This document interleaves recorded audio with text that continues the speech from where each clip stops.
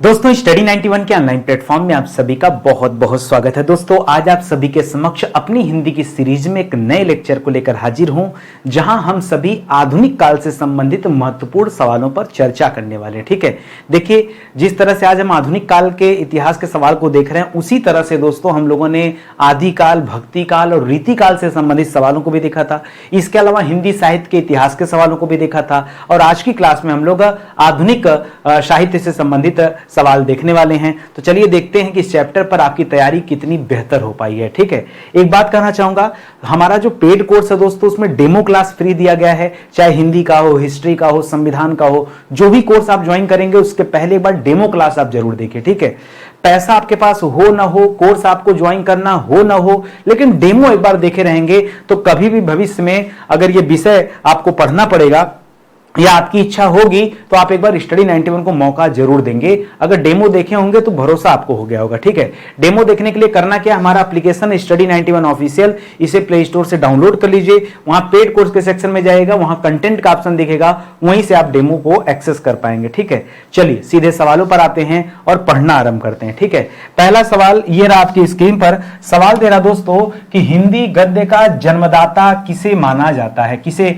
माना जाता है, किसे कहा जाता है हिंदी गद्य का जन्मदाता। बहुत आसान सवाल है, इससे आसान सवाल कुछ हो नहीं सकता। ठीक है, तो याद रखिएगा, प्रताप नारायण मिश्र तो है नहीं जवाब, महावीर प्रसाद द्विवेदी भी नहीं, यहां पर भारतेंदु हरिश्चंद्र जी का नाम याद रखेंगे। इन्हीं के नाम पर दोस्तों भारतेंदु युग की शुरुआत हुई है। किसकी शुरुआत हुई दोस्तों? इन्हीं के नाम पर भारतेंदु युग की शुरुआत हुई है। कहा जाता है कि 1857 ईस्वी से लेकर के 19 ईस्वी तक का जो समय था यह भारतेंदु युग का समय था, यह आप याद रखेंगे। ठीक है, इसी तरह से प्रताप नारायण मिश्र का नाम सुना होगा, इन्हें भारत का एडिसन कहा जाता है। परीक्षा में सवाल आता है कि भारत का एडिसन किसे कहते हैं? भारत का एडिसन मतलब हिंदी का एडिसन। ठीक है, इन्हें क्या कहा जाता है दोस्तों? इन्हें हिंदी का एडिशन कहा जाता है। ये आपके लिए अच्छे काम करता हूं ना, मैं इसको अलग पेन से लिखता हूं, नहीं तो क्या होता उत्तर में ही जाके सब मिक्स हो जाता है। ठीक है, तो आपके लिए गलती हो जाएगा, गड़बड़ी हो जाएगा। ठीक है, तो एक काम कीजिए, इसको अलग पेन से लिख लेते हैं। इन्हें क्या कहा जाता है दोस्तों? इन्हें हिंदी का एडिशन कहा जाता है। महावीर प्रसाद द्विवेदी के नाम पर दोस्तों द्विवेदी युग की शुरुआत हुई थी। ठीक है, इनके नाम पर द्विवेदी युग की शुरुआत हुई थी। ठीक है, याद रखेंगे। और बालकृष्ण भट्ट का संबंध किससे भैया? बालकृष्ण भट्ट का संबंध हिंदी प्रदीप नामक एक पत्रिका आई थी दोस्तों। ठीक है, ये उस पत्रिका से संबंधित है। किससे संबंधित है? हिंदी प्रदीप। ठीक है, हिंदी प्रदीप नामक एक पत्रिका आई थी, ये उस पत्रिका से संबंधित है। ऐसे देखेंगे तो महावीर प्रसाद द्विवेदी जी ये जो है सरस्वती पत्रिका से संबंधित है। ठीक है, इनके आगे लिख लीजिएगा सरस्वती पत्रिका। ठीक है, सरस्वती पत्रिका से ये संबंधित हैं, ये भी याद रखेंगे। अगला सवाल देखिए क्या बता रहा है। अगला सवाल दे रहा है, इससे कर लेते हैं। ठीक है, अगला सवाल दे रहा है कामायनी किस प्रकार का ग्रंथ है? कामायनी कोई खंड काव्य है क्या? नहीं, कामायनी खंड काव्य नहीं है, मुक्तक काव्य नहीं है, चंपू काव्य नहीं, यह महाकाव्य है।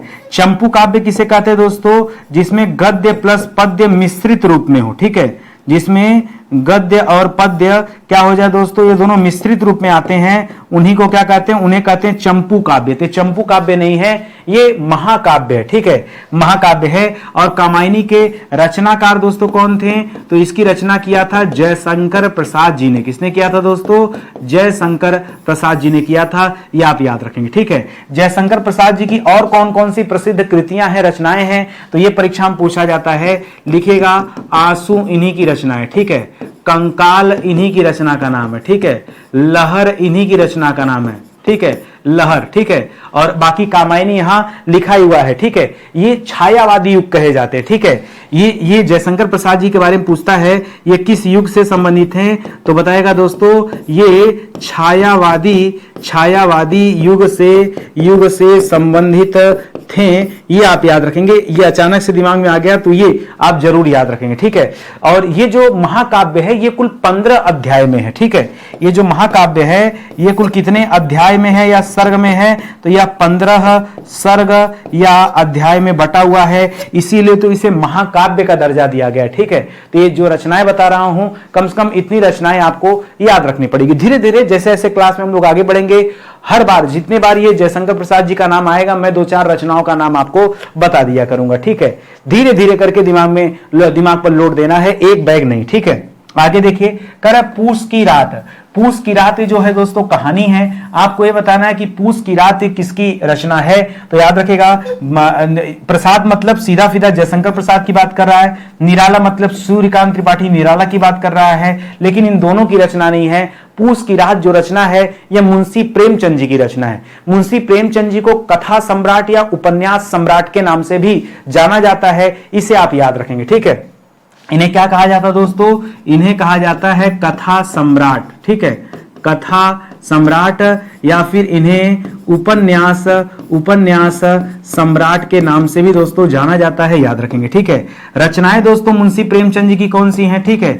चलिए, प्रेमचंद की रचनाएं दोस्तों, प्रेमचंद की रचनाएं कौन कौन सी हैं। तो सबसे आसान जो नाम सुना है, गोदान का नाम सुना होगा, गोदान गबन का नाम सुना होगा, रंग भूमि का नाम सुना होगा, कर्म भूमि का नाम सुना होगा। जी हाँ, रंग भूमि और कर्म भूमि दोनों इन्हीं की रचना है। सेवा सदन का नाम सुना होगा, ठीक है, सेवा सदन का नाम सुना होगा, ठीक है।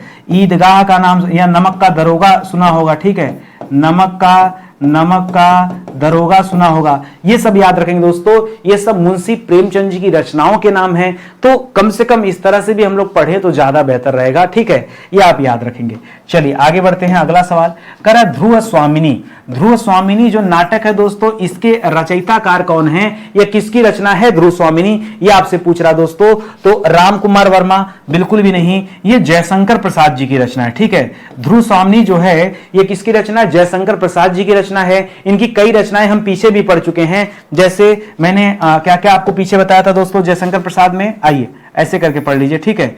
जयशंकर प्रसाद की रचना में मैंने पीछे आपको कंकाल पढ़ाया था, ठीक है, कंकाल पढ़ाया था, ठीक है। तितली याद रखेगा, तितली तो नहीं पढ़ाया था लेकिन याद रखेगा। कामायनी याद रखेगा, इन्हीं की रचना है, ठीक है। आंसू याद रखेगा, इन्हीं की रचना है। लहर याद रखेगा, इन्हीं की रचना है, ठीक है। अभी यहाँ पे ध्रुव स्वामिनी दे ही दिया है, ध्रुव स्वामिनी छोड़ करके और याद रखेगा अस्कंद गुप्त, जैसे ध्रुव स्वामिनी रचना ऐसे अस्कंद गुप्त भी इन्हीं की रचना है। अस्कंद गुप्त चंद्रगुप्त दोनों इन्हीं की रचना है, ठीक है। चंद्रगुप्त भी इन्हीं की रचना है, अस्कंद गुप्त भी इन्हीं की रचना है, ठीक है। कितना हो गया, ठीक है। आकाशदीप इन्हीं की रचना है, ठीक है, आकाशदीप, बहुत सारी रचनाएं। इंद्रजाल इन्हीं की रचना है, ठीक है, इंद्रजाल इन्हीं की रचना है। ऐसे करके दोस्तों खूब ढेर सारे पढ़ते चलिए, जितना ज्यादा पढ़ेंगे, जितना ज्यादा रिवीजन करेंगे उतना बेहतर होगा।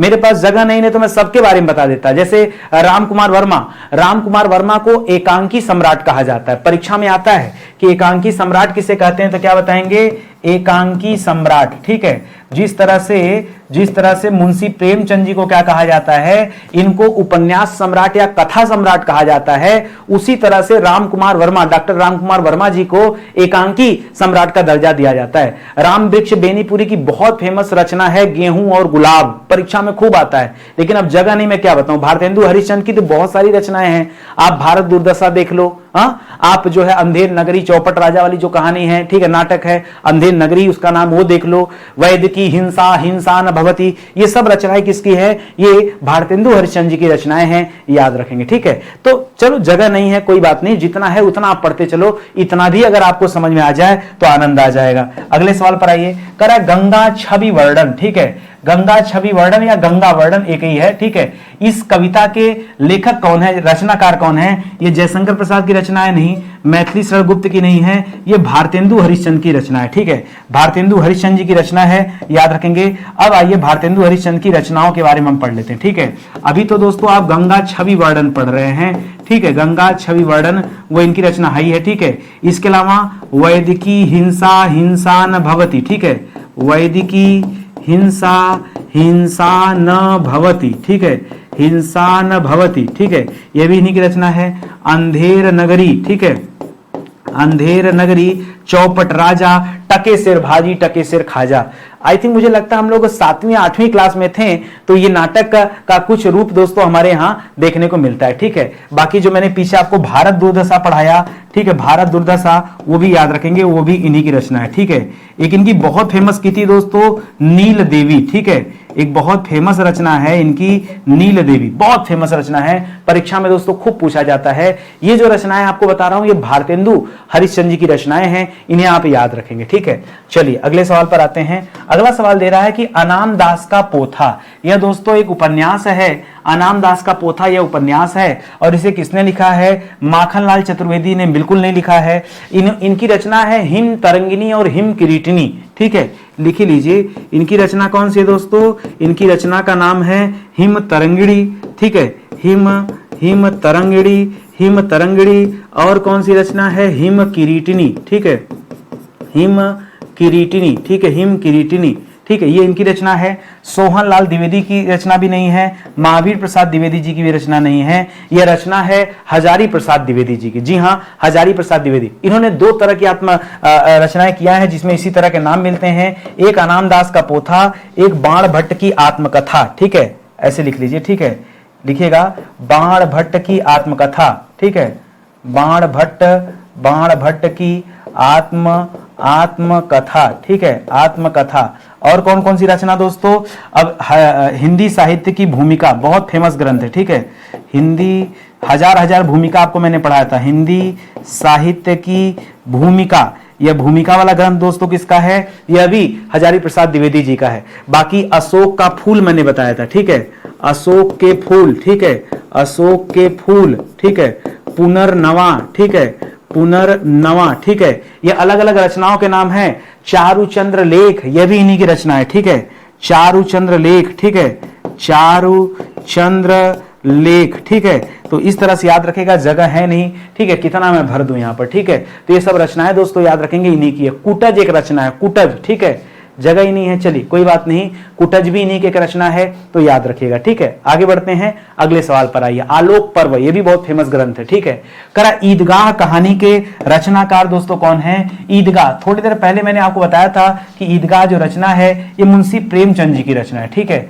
मुंशी प्रेमचंद जी की और कौन कौन सी रचना है दोस्तों? आइए इसके बारे में पढ़ लेते हैं।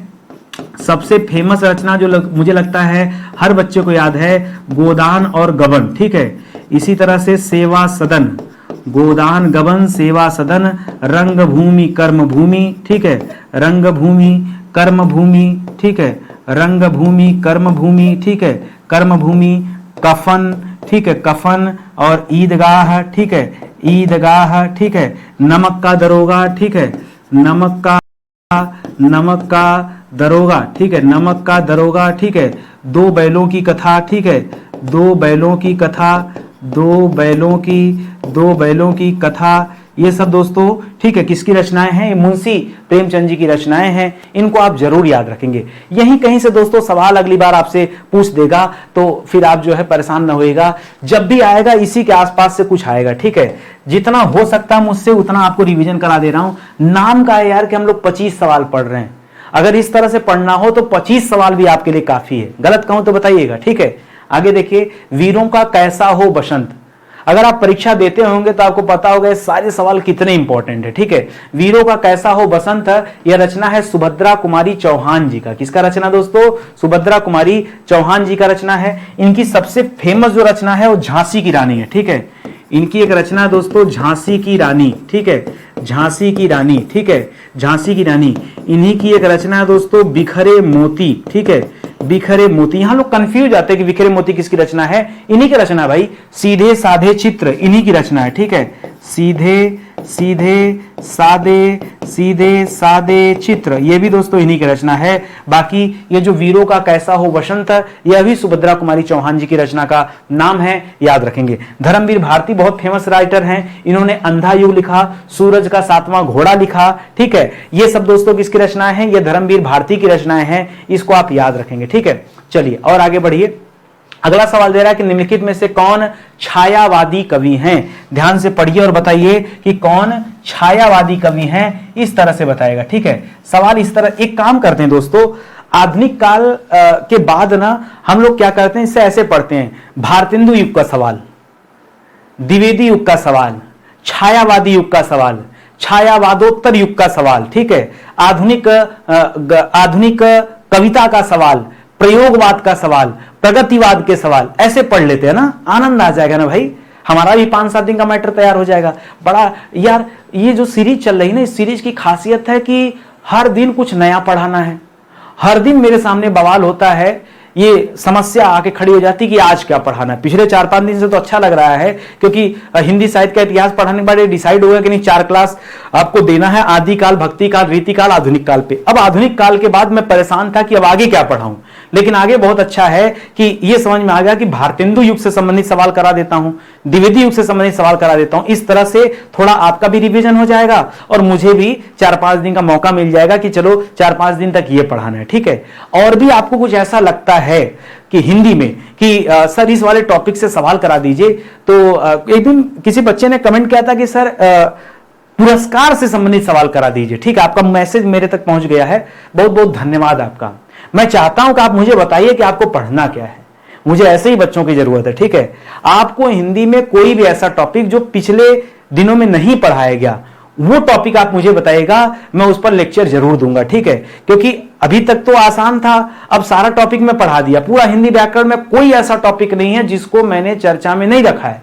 अरे अरे भाई, आज 34वां दिन है, हिंदी पढ़ते पढ़ते आज हमारा 34वां दिन है, इस 34 नंबर का लेक्चर है, तो अब कुछ बचा ही नहीं। तो एक बार आप मदद कीजिएगा हमारी इस मामले में कि आप क्या क्या पढ़ना चाहते हैं, ठीक है। तो ये पढ़ा दूंगा, 3-4 लेक्चर इसका हो जाएगा, और उधर जो है अवार्ड वाले से पुरस्कार से संबंधित सवाल करा दूंगा, जैसे साहित्य अकादमी पुरस्कार से संबंधित, ठीक है।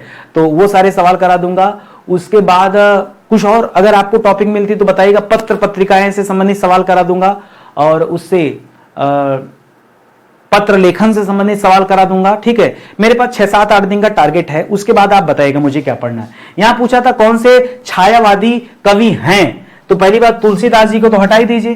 तुलसीदास जी जो है दोस्तों, ये तो भक्ति काल के कवि हैं, इनका तो संबंध आधुनिक काल से है ही नहीं, तो इस वजह से दोस्तों इनका तो हटा ही दीजिएगा। ये काहे नहीं लग रहा, ठीक है, इनका नाम तो तुरंत हटा दीजिए, क्योंकि ये तो आधुनिक काल के जो हैं कवि ही नहीं है। अब सवाल आता है कि कौन है, तो याद रखेगा दोस्तों, छायावादी कवि जो हैं वो है, सीधा सीधा बताऊं, सुमित्रानंदन पंत जी। नागार्जुन जी का संबंध किसी भी काल से नहीं है, ये तो कनिष्क के दरबार में रहते थे, इन्हें शून्यवाद का जनक कहा जाता है, ये वाले नागार्जुन है, ठीक है। तो याद रखेगा, भारत भूषण अग्रवाल भी नहीं, सुमित्रानंदन पंत हो जाएगा। इन्हें प्रकृति का सुकुमार कवि कहा जाता है। क्या कहा जाता है इन्हें क्या कहा जाता है, प्रकृति का सुकुमार कवि, ठीक है, सुकुमार कवि, ठीक है, कहा जाता है, ठीक है, कहा जाता है। ये लिखना बहुत जरूरी है, बच्चा इन्हें समझ जाए कि इनकी रचना का नाम है, इनकी किताब का नाम, वो भी टू बवाल है, ठीक है।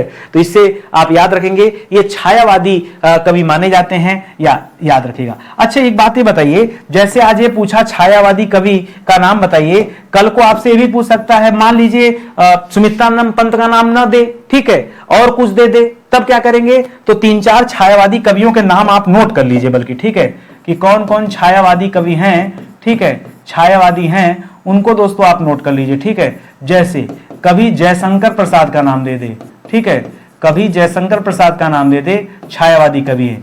कवि महादेवी वर्मा का नाम दे दे, छायावादी कवि हैं।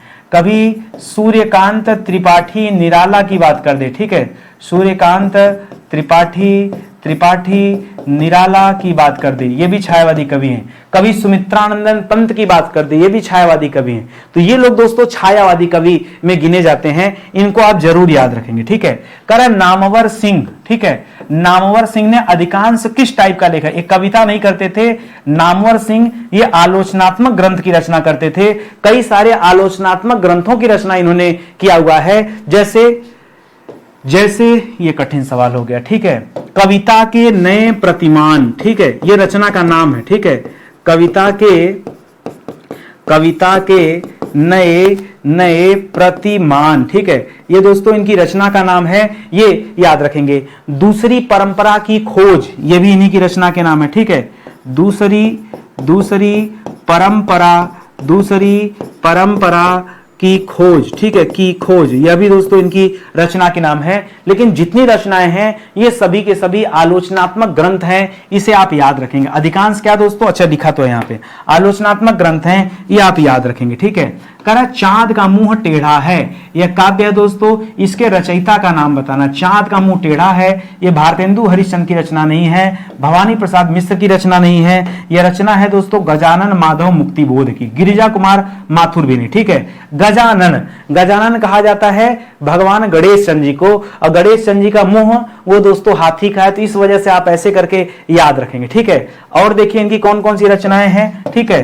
अंधेरे में, ठीक है, इनकी एक रचना है दोस्तों, उसका नाम ही है अंधेरे में, ठीक है, आगे नहीं बताया क्या अंधेरे में। दूसरी रचना का नाम है ब्रह्म राक्षस, ये तो हमने सेट कर दिया यहां पर कि अंधेरे में ब्रह्म राक्षस, चांद का मुंह टेढ़ा है, चांद का मुंह टेढ़ा है, ठीक है। अगर यही कहता कि ब्रह्म राक्षस का मुंह टेढ़ा है तो बड़ा अच्छा हो जाता, अंधेरे कमरे में ब्रह्म राक्षस का मुंह टेढ़ा है, ठीक है। तो ये आप याद रखेंगे। और इसी तरह से याद रखेगा भूरी भूरी खाक धूल, ये भी इन्हीं की रचना है, ठीक है। भूरी भूरी खाक धूल, भूरी भूरी खाक धूल, यह भी दोस्तों इन्हीं की रचना है। तो जो 3-4 सुप्रसिद्ध रचनाएं हैं जो आगे आपसे परीक्षा में पूछा जा सकता है, वो चीजें मैंने आपसे शेयर कर दिया, बता दिया आपको, ठीक है। अगला दे रहा है आषाढ़ का एक दिन। आषाढ़ का एक दिन दोस्तों यह नाटक है, और इस नाटक के रचनाकार दोस्तों कौन है ये आपको बताना है। आषाढ़ के एक दिन, ठीक है।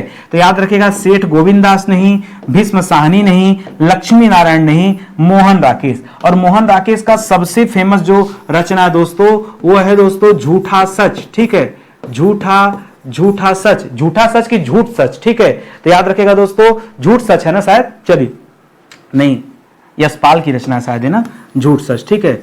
मोहन राकेश की रचना नहीं, मोहन राकेश की रचना है लहरों के राजहंस, ठीक है। लहरों के राजहंस, सही बता रहा हूं ना, मोहन राकेश की रचना, हाँ यही है। आधे अधूरे और अंधेरे बंद कमरे, ठीक है। आधे अधूरे अंधेरे बंद कमरे में, अंधेरे बंद कमरे में, ये सब दोस्तों मोहन राकेश की रचना है। इसमें से आधे अधूरे वाला बहुत फेमस है, और लहरों के राजहंस बहुत फेमस है। भीष्म साहनी की एक रचना दोस्तों चीप की दावत, बहुत फेमस रचना है, लिख दूं क्या कहीं, ठीक है। भीष्म साहनी की एक रचना है तपस नाम है, ठीक है। दूसरा चीफ की दावत, याद आ गया, बड़ा फेमस रचना है, ठीक है। चीफ की दावत, ठीक है।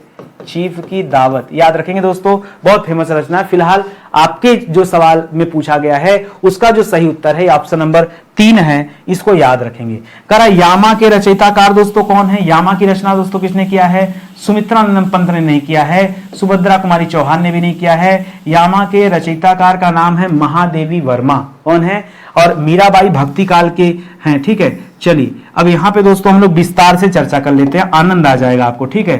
क्या क्या पूछ सकता है, यामा तो पूछ ही सकता है, ठीक है। आपसे नीरजा पूछ सकता है, आपसे निहार पूछ सकता है, नीरजा या निहार, ठीक है। नीरजा या निहार पूछ सकता है, ठीक है। नीरजा आपसे रश्मि पूछ सकता है, ठीक है। याद रखिएगा रश्मि, एक रचना दोस्तों रश्मि रथी, एक रचना नीचे लिख लीजिए, ठीक है। एक रचना है रश्मि रथी, यह रचना जो दोस्तों ये उनकी किसकी रचना है, रश्मि रथी रामधारी सिंह दिनकर जी की रचना है, ठीक है।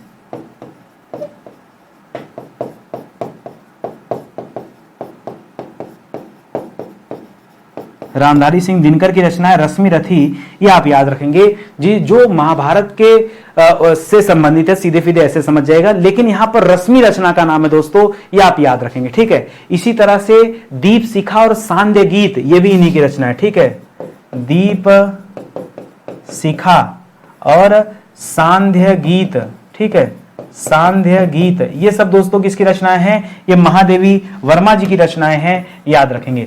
संसद से सड़क तक, बहुत फेमस रचना है दोस्तों, संसद से सड़क तक, ये सुदामा पांडे धूमिल की रचना है। बहुत कमाल की है, इन्होंने जितनी रचनाएं किया सब इसी तरह से किया है, ठीक है। जैसे रोटी और संसद, इन्हीं की एक रचना का नाम क्या है दोस्तों, रोटी और संसद, रोटी और संसद, ये इन्हीं की रचना का नाम है।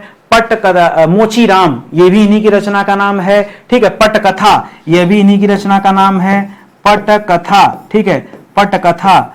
मोचीराम, ठीक है, मोचीराम, ये सब दोस्तों इनकी अलग अलग रचनाएं हैं, ठीक है। इसी तरह से श्रीकांत वर्मा जी ने लिखा था अपोलो का रथ, इनकी रचना कौन सी है दोस्तों, श्रीकांत वर्मा जी की रचना का नाम है अपोलो, अपोलो नहीं, अपोलो का रथ, ठीक है, अपोलो का रथ, यह भी दोस्तों इन्हीं की रचना का नाम है। फिलहाल जो आपका उत्तर है ये आपका ऑप्शन नंबर बी हो जाएगा, सुदामा पांडे धूमिल। धूमिल दोस्तों इनका उपनाम है, टाइटल है, नाम के साथ जुड़ा हुआ है, जैसे सूर्यकांत त्रिपाठी के साथ निराला जुड़ा हुआ है, ठीक है।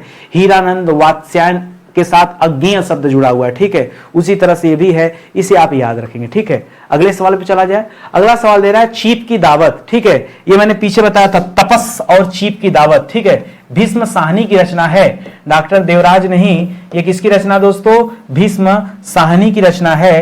क्या मैंने बताया था दोस्तों, याद रखेगा, एक तो तपस बताया था और एक बताया था दोस्तों चीप की दावत, ठीक है, चीफ की दावत। ये दो बहुत फेमस रचनाएं हैं जो भीष्म साहनी से जुड़ी हुई हैं। एक दो रचनाएं और आप इसमें बढ़ा लीजिए, जैसे कबीरा खड़ा बाजार में सबकी मांगे खैर, इतना नहीं लिखना है, बस इतनी रचना है, ठीक है।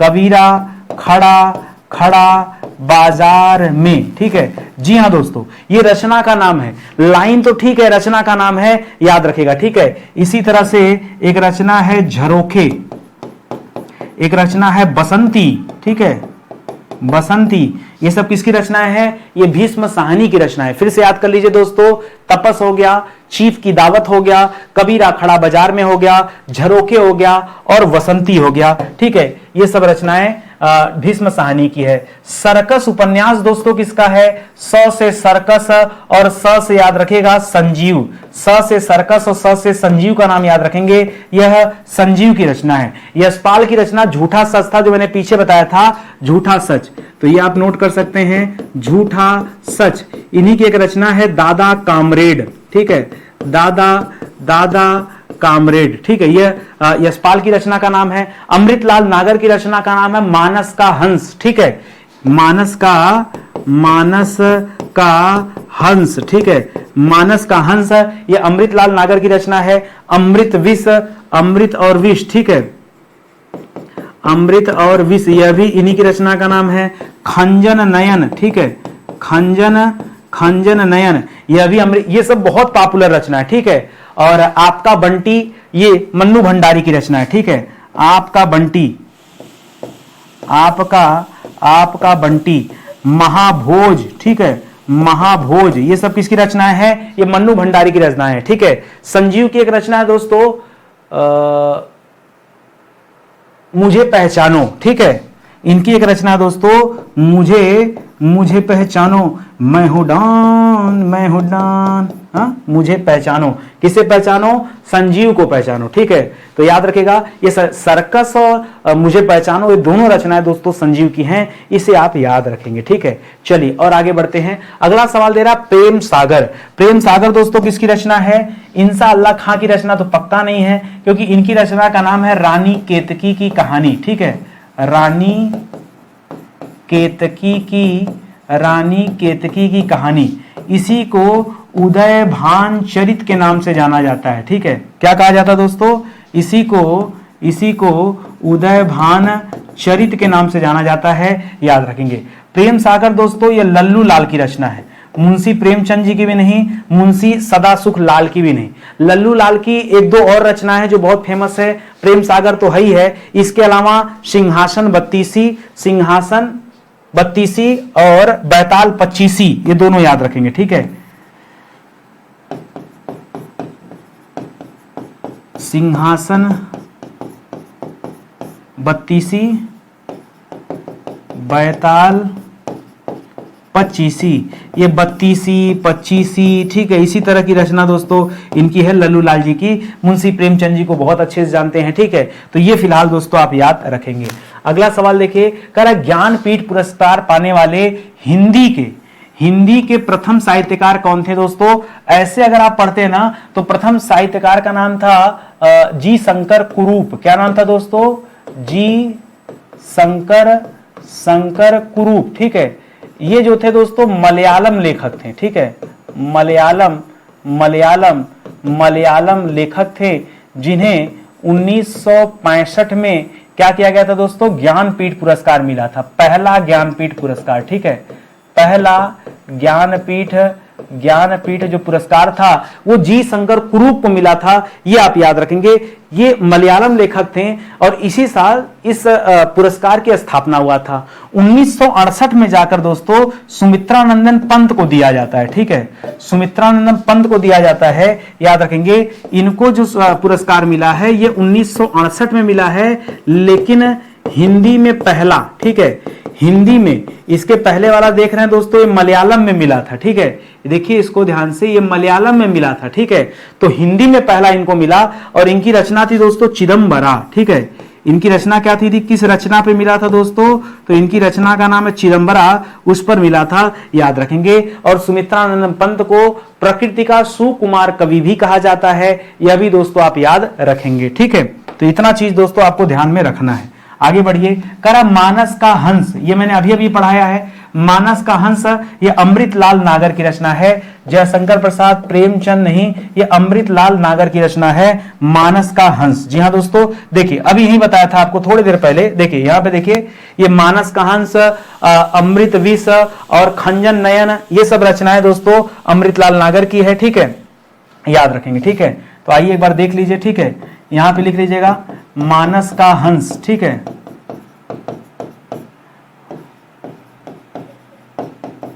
अमृत और विष, खंजन नयन, ठीक है। ये रचनाएं किसकी है? अमृतलाल नागर की रचना है।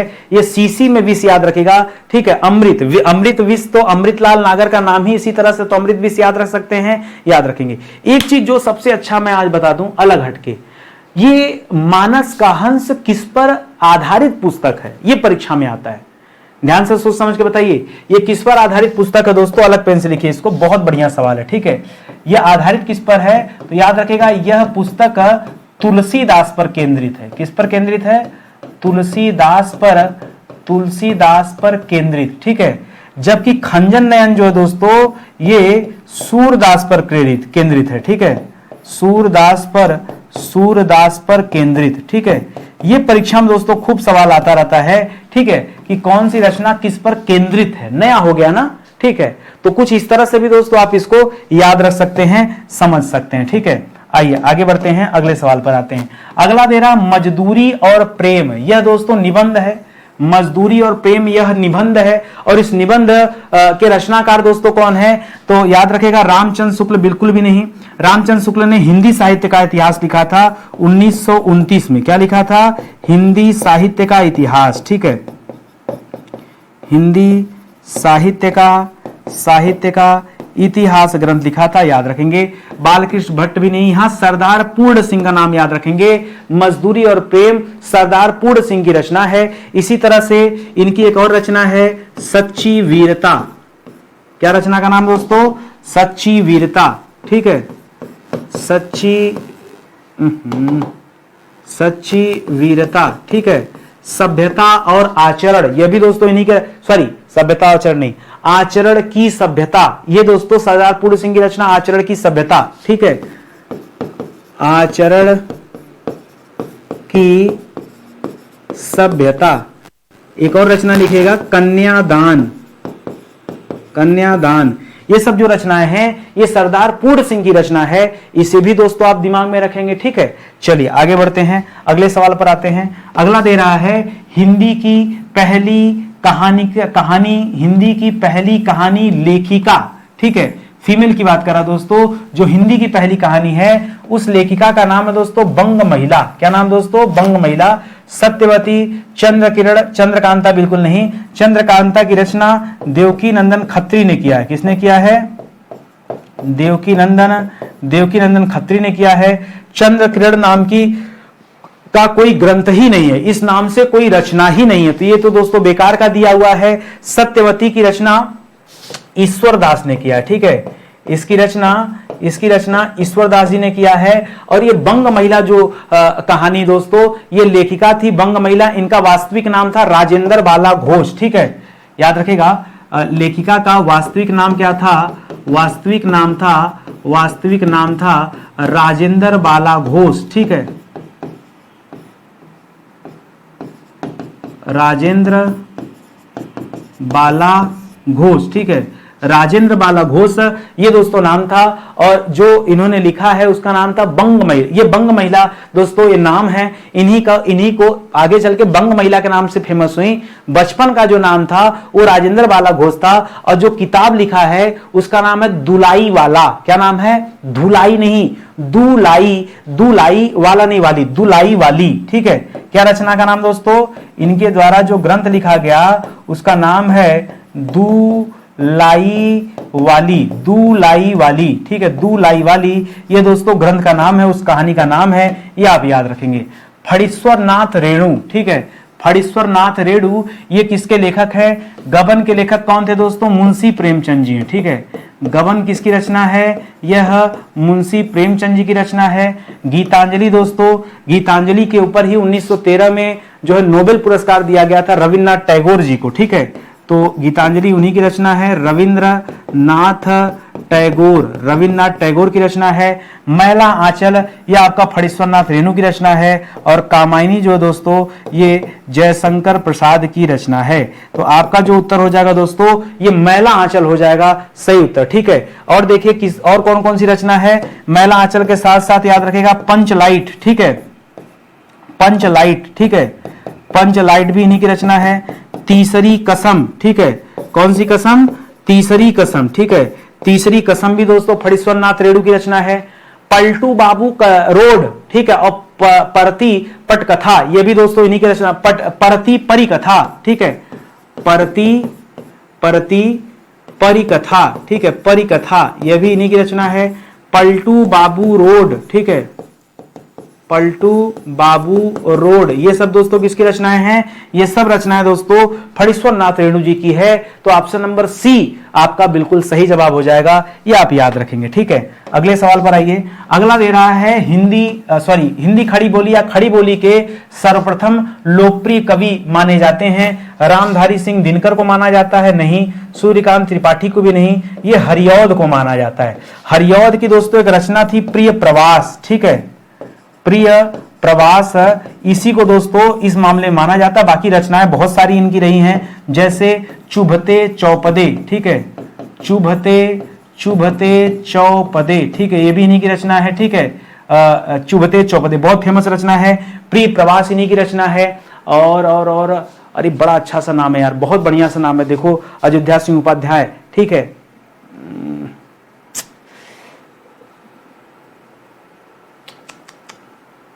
याद नहीं आ रहा है, एकदम दिमाग में आ गया, ठीक है। इतना बार वो सवाल पूछा है परीक्षा में, बहुत बार पूछा गया, ठीक है। एक बार आप कमेंट करके बताना, ठीक है। बहुत फेमस रचना है, ठीक है। चुपते चौपते या चोखे चौपते भी बोल सकते हैं, ठीक है। आगे बढ़िए। करा कस्तूरी कुंडल बस है, ये किसकी आत्मकथा दोस्तों? कस्तूरी कुंडल बस है, याद रखेगा। ये मैत्रेयी पुष्पा की रचना है, ठीक है। इनकी एक रचना बहुत फेमस दोस्तों इदन्नमम, ठीक है। क्या रचना दोस्तों? इदन्नमम, ठीक है, इदन्नमम यह भी दोस्तों मैत्रेयी पुष्पा की ही रचना है, ठीक है। अलमा कबूतरी बड़ा अजीब नाम है ना, हाँ, इसीलिए हमको याद भी, जितना अजीब नाम होता है वो जल्दी याद हो जाता है। अलमा कबूतरी वो भी इन्हीं की रचना है। फैसला, स्मृति दंश ये सब इन्हीं की रचना है, ठीक है। एक रचना है फैसला, एक रचना इनका है स्मृति दंश, ठीक है, स्मृति दंश ये सब रचनाएं दोस्तों मैत्रेयी पुष्पा की रचनाएं हैं, इनको आप याद रखेंगे, ठीक है। और आगे बढ़िए। कर द्विवेदी युग का नामकरण, ठीक है, द्विवेदी युग का नामकरण किसके नाम पर हुआ है? शांति प्रिय द्विवेदी नहीं, महावीर प्रसाद द्विवेदी जी के नाम पे हुआ है, हजारी प्रसाद द्विवेदी जी पे नहीं। ठीक है, तो याद रखेगा इन्होंने सरस्वती पत्रिका का संपादन किया। ठीक है, सरस्वती पत्रिका का संपादन इन्होंने किया था, ये आप याद रखेंगे। ठीक है, इन्हीं के नाम पर ये युग का नाम चलता है द्विवेदी युग। ठीक है, द्विवेदी युग इन्हीं के नाम पे चलता है। ठीक है, अच्छा एक चीज और याद रखेगा, द्विवेदी युग को और किस नाम से जाना जाता है? ये बहुत कम बच्चा जानता है। द्विवेदी युग को और किस नाम से जाना जाता है? इसे जागरण सुधार काल कहा जाता है। क्या कहा जाता है? जागरण सुधार काल। ठीक है, और जो इसके पहले भारतेंदु युग था उसे जागरण काल के नाम से जाना जाता है। ठीक है, सवाल आता है परीक्षा में कि भारतेंदु युग को किस नाम से जानते हैं? भारतेंदु युग को इसको जागरण काल कहा जाता है। ठीक है, तो ध्यान दीजिएगा, इसे जागरण काल कहते हैं। इसी के ठीक बाद द्विवेदी युग आया था और द्विवेदी युग को जागरण सुधार काल कहा जाता है, ये आप याद रखेंगे। ठीक है, चलिए इनकी रचनाओं का नाम पढ़ लीजिए दोस्तों, एक आध दो रचनाओं के नाम हो जाए। ठीक है, तो याद रखेगा महावीर प्रसाद द्विवेदी, महावीर प्रसाद द्विवेदी। ठीक है, चलिए इनकी रचनाएं दोस्तों कौन कौन सी हैं? तो पहली रचना लिखिएगा, बहुत फेमस है, काव्य मंजूषा। ठीक है, जो परीक्षा में आता है। ठीक है, काव्य, ज्यादा रचनाएं नहीं है, 2 ही 3 रचनाएं फेमस है, काव्य मंजूषा। ठीक है, रसज्ञ। ठीक है, एक रचना इनकी है रसज्ञ, यह भी इन्हीं की रचना है। एक और फेमस रचना है कालिदास की निरंकुशता। ठीक है, इन्हीं की एक रचना है कालिदास की निरंकुशता। ठीक है, ये सब रचनाएं दोस्तों किसकी हैं? ये महावीर प्रसाद द्विवेदी जी की रचनाएं हैं, जिनके नाम पर द्विवेदी युग नाम पड़ा था। ये सवाल भी आपको याद रखना है। ठीक है, अच्छा एक चीज और कहना चाहूंगा दोस्तों, ये तो है 25 क्वेश्चन यहीं पे समाप्त होता है, इतना आपके लिए पर्याप्त है। एक बार फिर से कहना चाहूंगा, आप एक किताब परचेज कर लो जिसका आप सभी को बेसब्री से इंतजार था, प्रिंट होके आ गई है, पूरे 632 पेज की किताब है, 6000 सवाल इस किताब में दिए गए हैं। पहली बात तो डिटेल में पढ़ने के लिए भी दिया गया है।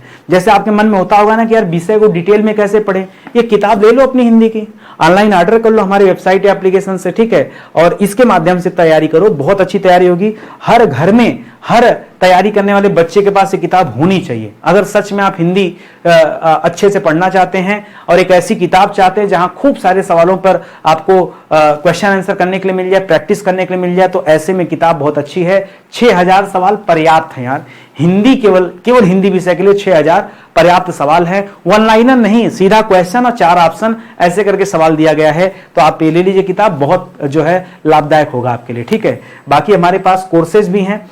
आप ये समझो कि मैं आपको इतना अच्छा कंटेंट अगर फ्री में दे सकता हूं, तो मैं अपने पेड कोर्स के लिए कितने अच्छे कंटेंट तैयार करता हूँ। जो हमारा हिस्ट्री का बैच है ना, संविधान का बैच है, जिस दिन हिस्ट्री और संविधान पढ़ लिया ना, आप कहेंगे यार नितिन सर हिंदी के टीचर, हमको तो भरोसा ही नहीं होता है। आप जो विषय पढ़ेंगे आपको लगेगा नितिन सर वैसे ही है।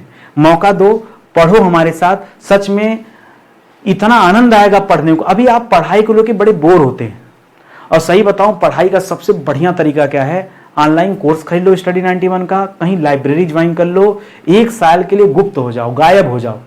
हमारे पास इतना सफिशिएंट कंटेंट है, मैटर है कि 1 साल तक आप अगर बढ़िया तैयारी कर लो, ज्यादा नहीं, एक दिन में 5-6 घंटे, 5 घंटे आपको पढ़ना है, 4 से 5 घंटे पढ़ना है, 1-2 घंटे प्रैक्टिस करना है क्वेश्चन आंसर की। इतना अगर आपने कर लिया तो 1 साल के भीतर आपको नौकरी लेने से कोई रोक नहीं सकता है। ठीक है, लेकिन उसके लिए आपको समय देना पड़ेगा। माध्यम मैं हूं। मेरी क्लास में देखिए हमेशा मैं गंभीर तरीके से पढ़ाता हूं, हा हु ये सब से बहुत दूर रहता हूं। ठीक है, और बाजार की चकाचौंध से दूर रहता हूं। आप कोई भी क्लास मेरी अटेंड करेंगे, चाहे यूट्यूब पर चाहे पेड कोर्स में, आपको कभी भी ऐसा नहीं महसूस होगा कि नितिन सर ने हमारा 10 मिनट बर्बाद कर दिया, कभी भी। आज तक मैं कई हजार क्लास पढ़ा चुका हूं, कई हजार क्लास भाई, और उन कई हजार क्लासों में आप एक क्लास भी ऐसा नहीं पाएंगे। आज से 5 साल 7 साल पहले भी जब मैं पढ़ाता था, उस समय की भी क्लास उठा लेंगे, चाहे आज की क्लास उठा लीजिए, कहीं आपको टाइम पास नहीं मिलेगा, क्योंकि मैं हमेशा कंटेंट पर बात करता हूं। अंतिम में ऐसे आपको समझाने के लिए 2-4 लाइन बोल देता हूं, लेकिन इसमें भी मैं बहुत ज्यादा थोपता नहीं हूं कोई चीज कि नहीं आप यही कीजिए। ठीक है, आपकी मर्जी, आपकी जैसा आपको ठीक लगे करिए, कोई दिक्कत नहीं। हमारा काम बताना और समझाना है।